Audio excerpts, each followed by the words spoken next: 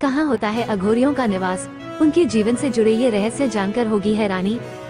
राष्ट्र चंडिका न्यूज। अघोरियों के बारे में इतिहास और तथ्य प्राचीन ग्रंथों और पौराणिक कथाओं में निहित हैं। जब कोई अघोरियों के बारे में सोचता है तो लंबे बालों वाले, राख से लदे और खोपड़ी के हार से सजे एक ऋषि की छवि दिमाग में आती है।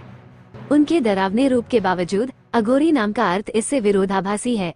अघोरी शब्द का अर्थ है एक ऐसा व्यक्ति जो सरल और भेदभाव रहित हो, डरावना नहीं। अघोरियों को अक्सर शमशान घाटों की खामोशी में अनुष्ठान करते देखा जाता है।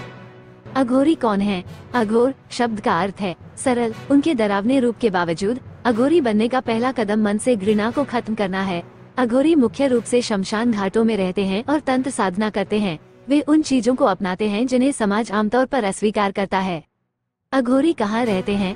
अघोरी शिव के भक्त होते हैं और अक्सर शवों के पास पूजा करते हैं। उनका मानना है कि इन अनुष्ठानों के माध्यम से वे आध्यात्मिक ज्ञान प्राप्त कर सकते हैं। उनकी प्रथाओं में शवों का मांस खाना और प्रसाद के रूप में शराब पीना शामिल है। वे एक पैर पर खड़े होकर या शमशान घाट में हवन, पवित्र अग्नि अनुष्ठान करके भी अनुष्ठान करते हैं।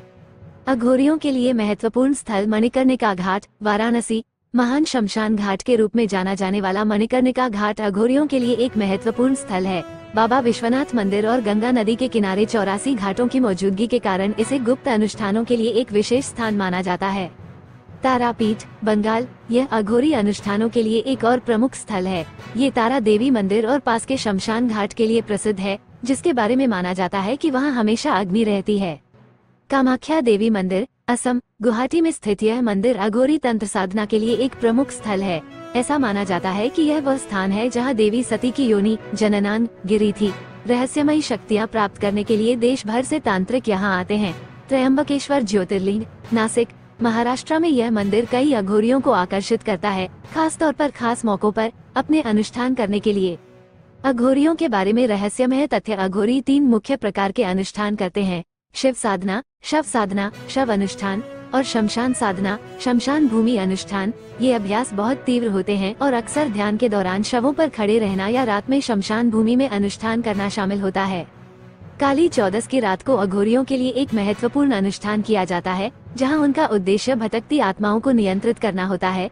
वे 5 खोपड़ियों को विशिष्ट स्थानों पर रखते हैं और शक्तिशाली अनुष्ठान करते हैं। ऐसा माना जाता है कि जब शव अपनी साधना के चरम पर पहुंचते हैं तो वे बोलने लगते हैं। अघोरियों को उनकी चरम प्रथाओं के लिए भी जाना जाता है, जैसे कि शमशान भूमि में पाए जाने वाले आधे जले हुए शवों को खाना या जलती हुई चिताओं से खोपड़ी खाना। उनका अंतिम लक्ष्य कठोर और अक्सर भयानक तपस्या के माध्यम से अपने देवता शिव के साथ एकता प्राप्त करना है। राष्ट्र चंडिका न्यूज।